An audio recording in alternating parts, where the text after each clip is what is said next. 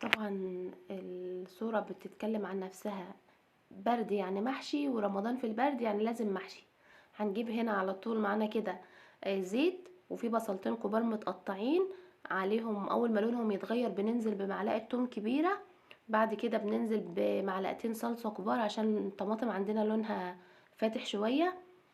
وهننزل بالطماطم المعصورة اللي معاها، ضاربين معاها فصين توم برضو في الخلاط.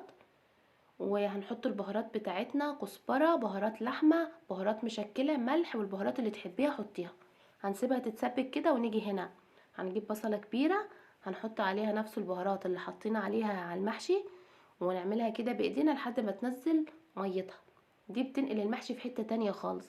هنجيب هنا بقى الشبت والبقدونس اللي احنا غسلينه ومصفيينه، وننزل عليه بالبصلة بتاعتنا، ننزل عليه بالرز المغسول والمتصفي، هننزل بالتسبيكة بقى اللي جبناها من على النار. احلى خلطة محشي، طعم وريحة، بصوا مفيش احسن من كده. هنجيب بقى هنا هنحشي. هنلف الصوابع طبعا بتاعتنا. بنحط في الحلة عيدان الشبت والبقدونس اللي قطعناها، وهنلفه كده.